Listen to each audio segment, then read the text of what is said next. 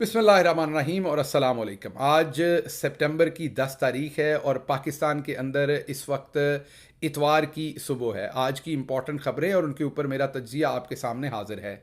आज जो मैं ख़बरें आपके सामने रखूँगा, पाकिस्तान से तो बहुत परेशान कुन ख़बरें हैं कुछ जो आपके सामने रखूँगा, लेकिन उसके साथ साथ उनका एक तकाबली जायज़ा दूँगा हिंदुस्तान के साथ, जहाँ G20 की कॉन्फ्रेंस हो रही है, जिसमें पूरी दुनिया के बड़े बड़े मुल्क जो है वो शामिल हुए हैं और पूरी दुनिया का कारोबार, बिजनेस, इकोनॉमी, फाइनेंस, इन्वेस्टमेंट जो है वो वहाँ डिस्कस हो रही है। आप यही कह लें कि पूरी दुनिया की कामयाबी, जी हाँ, पूरी दुनिया की कामयाबी है। दुनिया के प्लैनेट के ऊपर जो इकोनॉमिकली, साइंटिफिकली जो सारी की सारी कामयाबी है, वो उन सब लोगों ने आज चांद चढ़ाया हुआ है हिंदुस्तान के सहन के अंदर। और तुम आए तो आया मुझे याद, गली में आज चांद निकला।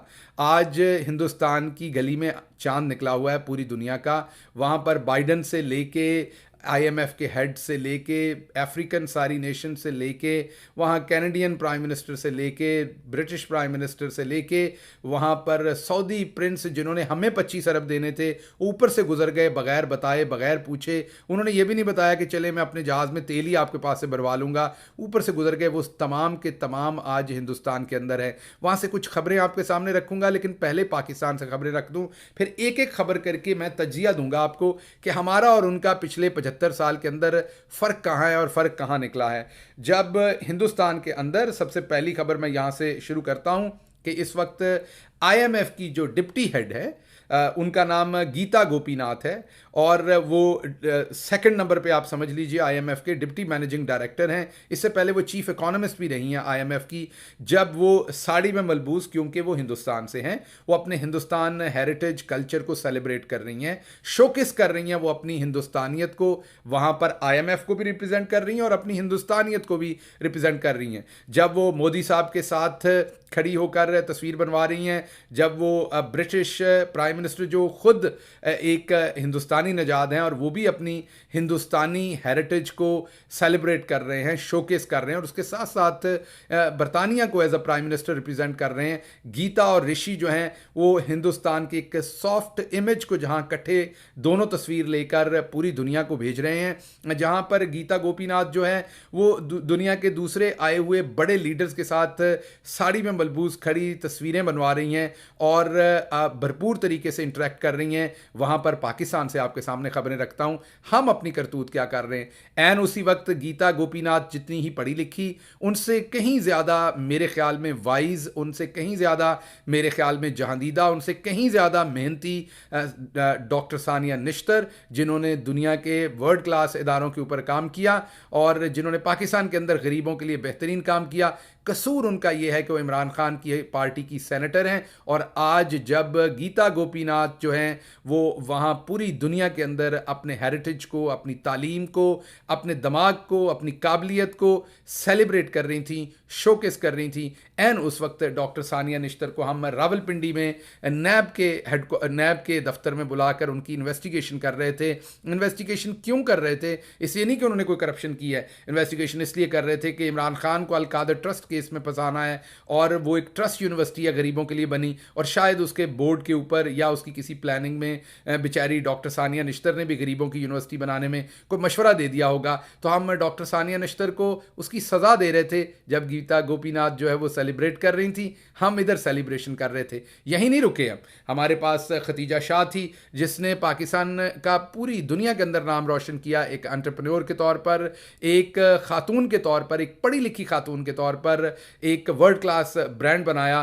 किसी दिन मैं दोबारा इस पे बात करूंगा कि पाकिस्तान को ब्रांड्स क्यों ज़रूरी हैं इतने ज़्यादा, क्योंकि पाकिस्तान के पास कोई ब्रांड्स नहीं है। बहरहाल खतीजा शाह ने एक ब्रांड बनाया, पाकिस्तान के लिए इज्जत समेटी, हमने उसे जेल के अंदर रियासत से बगावत का केस किया हुआ है, उसे जेल के अंदर फेंका हुआ है। सिर्फ इतना ही नहीं, जब गीता गोपीनाथ मुस्कुराकर तस्वीरें बना रही थी, हमने ना सिर्फ खतीजा के चेहरे से मुस्कुराहट छीनी है, हमने उसकी छोटे बच्चों के चेहरों से भी मुस्कुराहट छीनी है और खतीजा की ज़मानत तक नहीं हम सुनने देते। जब गीता गोपीनाथ खड़ी होकर दुनिया के तमाम लीडर्स के साथ आंख में आंखें डालकर बात कर सकती है, उस टाइम खतीजा शाह जो है वो जज के सामने भी खड़ी नहीं हो सकती। जज उसकी ज़मानत सुनने से बुज़दिल जज भागे हुए हैं, उसकी ज़मानत तक नहीं सुनते, रिमांड पे रिमांड दे रहे हैं। यहीं हम नहीं रुके, फिर हमने वर्ल्ड क्लास डॉक्टर्स बनाकर पूरी दुनिया में भेजी। मैं मेल डॉक्टर्स तो हैं ही हैं, मैं फीमेल डॉक्टर्स की बात कर रहा हूँ। अमेरिका के अंदर जो हमारी फीमेल डॉक्टर्स हैं, जो पाकिस्तान का नाम रोशन कर रही हैं पूरी दुनिया के अंदर, जिसने उनको पढ़ाया उसका नाम डॉक्टर यास्मीन राशिद है। मीन बहुत सारियों को पढ़ाया, उनमें से किंग एडवर्ड के प्लेटफॉर्म के ऊपर और दूसरे मेडिकल कॉलेजेस के अंदर।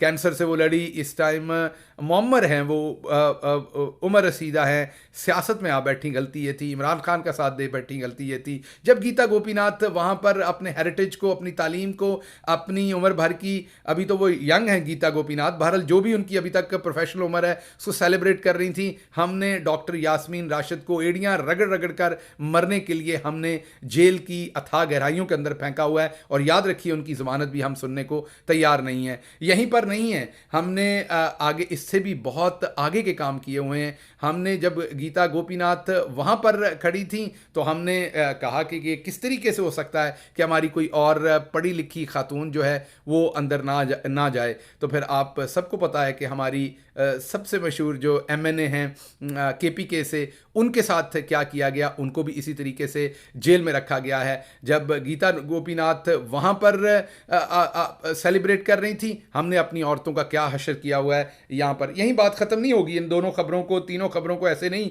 आप कर सकेंगे। फिर मैं आपको ये बताता हूँ कि हमें ये बताया गया पिछले दिनों में कि जो सऊदी प्रिंस है उन्होंने हमें 25 अरब रुपया देना है, और 25 अरब तो उन्होंने नहीं दिया, और ना ही वो ऊपर से, और फिर हमें बताया गया कि वो यहाँ रुकेंगे भी, जाते हुए हमारे पास रुक के जा रहे हैं, ऊपर से गुजर के गए, पाकिस्तान से रुके भी नहीं। लेकिन ये नहीं, आपको दिखाता हूँ कि वहाँ क्या हो रहा है। वो ना सिर्फ वहाँ पर वो ना सिर्फ रुके नहीं, बल्कि वहाँ पर एक बहुत बड़ी डेवलपमेंट जो हिंदुस्तान के अंदर हो रही है, हिंदुस्तान ने जो पूरी दुनिया के कैनवस के ऊपर एक बहुत बड़ी कामयाबी समेटी है, और वो कामयाबी है कि अब कौन ऐलान कर रहा है? हिंदुस्तान ऐलान नहीं कर रहा, बल्कि जिसने हमें 25 अरब डॉलर देने थे, मोहम्मद बिन सलमान ने, वो अपने मुंह से, हिंदुस्तान के स्पोक्स पर्सन वो बने हुए हैं हिंदुस्तान के अंदर जाके, बजाय इसके कि हिंदुस्तान के प्राइम मिनिस्टर ये ऐलान करें, वहाँ पर मोहम्मद बिन सलमान अनाउंस कर रहे हैं कि हिंदुस्तान सऊदी अरेबिया मिलकर हिंदुस्तान का रास्ता खोल रही है सऊदी अरब और मिडल ईस्ट के थ्रू यूरोप तक। जी हाँ, कॉरिडोर बना रही है। हमने भी एक कॉरिडोर के चर्चे सुने थे और किए थे, लेकिन उसमें से हमें क्या हासिल वसूल हुआ वो आप सबके सामने है। लेकिन वहाँ पर कोई और नहीं, मोहम्मद बिन सलमान खुद से अनाउंस कर रहे हैं कि अब हिंदुस्तान के लिए दरवाजे हम खोल रहे हैं, और हिंदुस्तान और सऊदी अरेबिया और मिडल ईस्ट के कंट्रीज़ की इश्तराकत से हिंदुस्तान का मिडल ईस्ट के थ्रू जो रास्ता है वो यूरोप के साथ दरवाजे उसके लिए खोल दिए गए हैं। हिंदुस्तान को ये कॉरिडोर दे दिया गया है, और यहीं पर बात नहीं है, ये आप ज़रा देख लीजिए, ये अनाउंस कौन कर रहा है? ये अनाउंस कोई और नहीं कर रहा, ये अनाउंस वो कर रहे हैं जिन्होंने بما يحقق مصالح مشتركة لدولنا من خلال تعزيز الترابط الاقتصادي وما ينعكس إيجابا على شركائنا في الدول الأخرى والاقتصاد العالمي بصورة عامة. سيسهم هذا المشروع. सिर्फ यही नहीं है, ये ज़रा देखिए, इस वीडियो को देखिए ज़रा।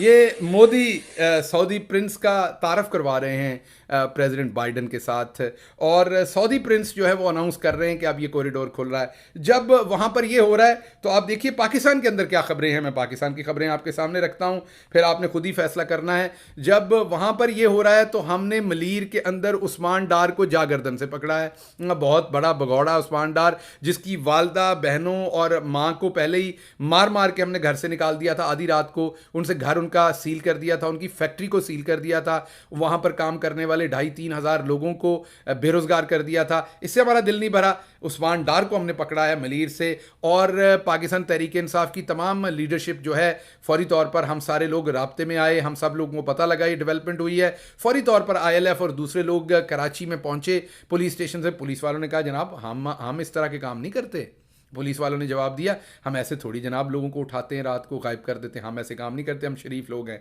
ये काम हमने नहीं किया। पुलिस वालों ने चिट्टा जवाब दे दिया। तो उस्मान डार का कोई पता नहीं कि वो कहाँ है, उसको किसी के सामने हाजिर किया जाएगा या नहीं किया जाएगा, या उसे प्रेस कॉन्फ्रेंस करके ही आज़ादी मिलेगी, ये नहीं पता। तो ये खबर हमें मिल रही है कि कहीं उस्मान डार जो है उसका उसका जो है उसका क्या करना है, ये फैसला हो रहा है। अच्छा जी, यहाँ पर हम नहीं रुके, चलें हम यहाँ पर ही रुक लेते तो फिर ही बात हो जाती कि चलें खैर है। जब हिंदुस्तान कॉरिडोर्स की बात कर रहा है, हिंदुस्तान वहाँ पर इज़्ज़तें समेट रहा है, हिंदुस्तान पूरी दुनिया का कारोबारी शो के शोरूम बन रहा है, उस वक़्त हमारा गवर्नर, मुल्क के दूसरे बड़े सूबे का गवर्नर ये कह रहा है, देखें फ़ोन छीनने की समझ आती, फ़ोन छीन लें, जिसका फ़ोन छीनना है छीन लें, उनको जान से तो ना मारें।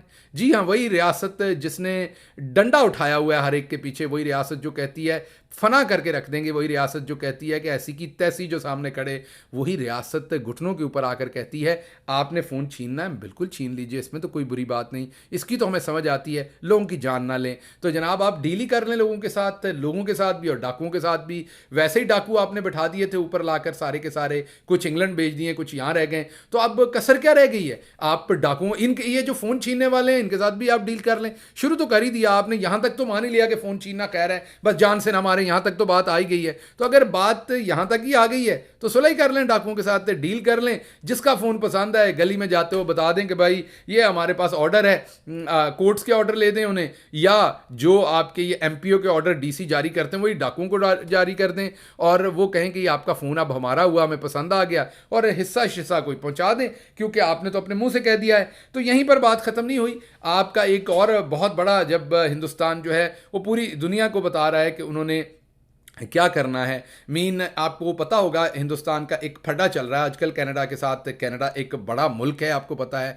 हिंदुस्तान ने कनाडा के वज़ीर आज़म की तबाही फेर के रख दी है वहाँ पर। जी हाँ, जब ये यूरोपियन कॉरिडोर की अनाउंसमेंट हो रही थी कि यूरोप और हिंदुस्तान अब एक हो जाएंगे, कॉरिडोर होगा इनका बिजनेस के लिए थ्रू सऊदी अरेबिया और मिडल ईस्ट, जहाँ से 25 अरब एक जगह से मिलने थे। जी हाँ, गिनने ज़रा हाथों में, 25 एक जगह, 25 एक जगह, $50 अरब जहाँ से हमें मिलने थे, अब उसी गली में से गुजर के हिंदुस्तान यूरोप तक जा रहा है और हमें अभी तक कुछ मिलने के आसार नहीं है। बहरहाल हिंदुस्तान का कनाडा के साथ फटा ये चल रहा है कि वहाँ पर जो सिख सेपरेटिस्ट हैं, खालिस्तान का नारा लगाते हैं, जो सिख हैं वहाँ पर, उनको क्योंकि कैनेडियन कानून के मुताबिक कनाडा उनको प्रोटेक्ट करता है, हिंदुस्तान उनकी एक्सट्रेडिशन चाहता है, उन्हें वापस चाहता है कि हमारे मुल्क में भेजा जाए, हम उनको सजाएं दें, वो कनाडा उनको नहीं देता क्योंकि वो कनाडा के शहरी हैं। तो हिंदुस्तान ने उसका बदला लिया है और कैनेडियन प्राइम मिनिस्टर को जलीलो रुस्वा कर दिया है माजरत के साथ हिंदुस्तान के अंदर। जी हाँ, किसी भी बड़ी एक्टिविटी के अंदर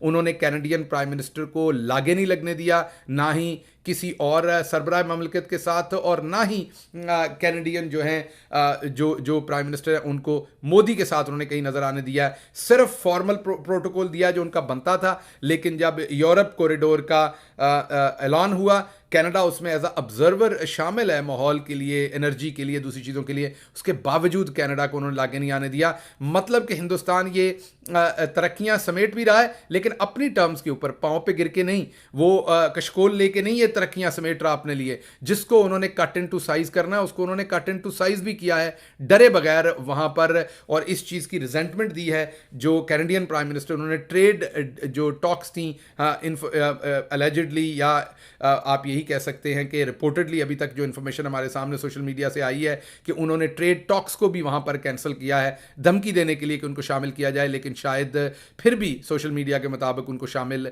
नहीं किया गया। तो हिंदुस्तान ने जहाँ अपने लिए वहाँ पर इज़्ज़तें समेटी हैं, वहाँ आपके मुल्क का सबसे मायानाज सहाफ़ी, जिसको लफाफी कहते हैं, वो कहता है, उसने कहा था कि मैं सहाफ़त छोड़ दूंगा अगर किसी भी वेस्टर्न मुल्क से कोई भी साइफर आया हो। अब उसने नया शगुफ़ा छोड़ा है, उस शगुफ़े ने ये शगुफ़ा छोड़ा है कि साइफर पीले रंग का होता है। इमरान खान ने सफ़ेद रंग का जो है वो पेपर लहराया था, इसलिए मैं, अगर पीले का लहराया होता तो मैंने सहाफ़त छोड़ देनी थी। मेरी मेरी तरफ से पीले रंग की लानत कबूल फरमाएं अपने इस कुंद जहन और घटिया जहनीत के ऊपर। जब आपके दानिश्वर जिनको आप कहते हैं वो इस तरह के होंगे तो आप ये सोच लीजिए, एक तरफ आपके सूबे का गवर्नर कहता है मोबाइल छीनने की समझ आती है, जान से ना मारें, दूसरी तरफ लफाफी कहता है कि पीले रंग का लहराया होता तो मैंने सहाफ़त छोड़ देनी नहीं।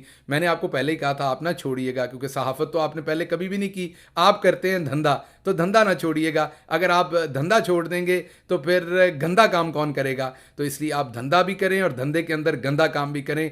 आपकी खसलत में नहीं है कि आप ये धंधा छोड़ सकें, और वैसे भी हर सोसाइटी के अंदर गंदा काम भी किसी ने करना होता है, वो आप कर रहे हैं, करते रहिए, बिल्कुल ना छोड़िएगा। तो जब ये तमाम खबरें आ रही हैं उस वक्त एक और ख़बर जिसके ऊपर जैसे जैसे वो डेवलपिंग स्टोरी आ रही है हमारे सामने, जैसे मज़ीद डेवलपिंग स्टोरी आएगी वो आपके सामने रखेंगे। आज पूरी दुनिया के अंदर पाकिस्तान की एक और नेक नामी हुई है। वाशिंगटन पोस्ट ने एक स्टोरी ब्रेक की है कि अमेरिका के जो सफ़ीर थे पाकिस्तान के अंदर, ये वाशिंगटन पोस्ट की ये स्टोरी है, हमारी स्टोरी नहीं है, उनका नाम रिचर्ड ऑल्सन था। वो पाकिस्तान के अंदर 2015, 14, 16 इन अवाइल के अंदर शायद एम्बेसडर रहे थे। उनके बहुत सारे अफेयर्स ख़वातीन के साथ आ गए हैं। अखबार के मुताबिक जब वो पाकिस्तान के अंदर थे तो यहाँ बहुत सारी औरतों के साथ अफेयर्स थे उनके उनके कुछ अफेयर्स की तादाद सामने आई और कुछ की नहीं आई। एक खातून जिसका पूरा नाम मैं आपके सामने नहीं रखूँगा उनकी प्रोटेक्शन के लिए, उनका नाम एम हबीब था। एक खातून जिनका नाम एम हबीब था, उनके साथ वो सोते रहे, उनके साथ वो अफेयर में थे। उनकी बीवी जो थी ऑल्सन साहब की, एम्बेसडर साहब की, वो उस वक्त लीबिया के अंदर एम्बेसडर थी खुद भी, और यहाँ पर वो औरतों के साथ सोते रहे। और उसकी अब इन्वेस्टिगेशन हुई है क्योंकि एक पाकिस्तानी के थ्रू उन्होंने शायद उस खातून की ट्यूशन फ़ी भी किसी यूनिवर्सिटी की दिलवाई, और जिसके ऊपर अब इन्वेस्टिगेशन हो रही है। वो जैसे जैसे डेवलपिंग स्टोरी हमारे सामने आएगी वो हम आपके सामने रखेंगे। कहने का मतलब ये था कि हिंदुस्तान की खबरें और हैं मीडिया के अंदर, हमारी खबरें और हैं। और आखिरी बात मैंने आपको ये बताना था कि जब हमारे सामने गीता गोपीनाथ जो है वो अपने हिंदुस्तानी हेरिटेज को सेलिब्रेट कर रही थी, तो हमने सिर्फ यही नहीं किया कि मैंने आपको जो बताया, हमने शंदाना गुलजार को भी अंदर रखा। वो एक पढ़ी लिखी फ़ॉरेन क्वालिफाइड थी। हमने कहा आपको भी हमने इज़्ज़त देनी है, ऐसा ना हो कि आपको इज़्ज़त ना दे। और यहीं नहीं रुके, हमने अरशद शरीफ की जो बेवा हैं उनको भी और ज़्यादा इज़्ज़त एहतराम दिया। हमने उनके वारंट गिरफ्तारी निकाले हैं, नाकाबिल ज़मानत, वो भी काबिल ज़मानत नहीं। उन्होंने एक टका के जवाब दिया है वापस, एक बहुत ही भरपूर जवाब दिया अरशद साहब की बेवा ने। वो जवाब पढ़ने के लायक है, अगले वीलॉग में उसको मैं आपके साथ डिस्कस करूँगा, उसकी सारी तफसील। बहरहाल उन्होंने रख के मुँह पे जनाटेदार थप्पड़ मारा है पूरे के पूरे सिस्टम को, जिसके मुँह पे लगा है। अगर शर्म हो तो उसको बिल्कुल ख्याल आना चाहिए, ना सिर्फ सिस्टम बल्कि मैं तो कहूँगा पाकिस्तान की आवाम के एक एक शख्स के मुंह के ऊपर उन्होंने जनाटेदार थप्पड़ मारा है। उसमें जो जवाब दिए हैं एक शहीद की बेवा ने कि उनको किस तरीके से तंग किया जा रहा है। आज के लिए इतना ही। अल्लाह आपका हामी नासिर हो। पाकिस्तान जिंदाबाद।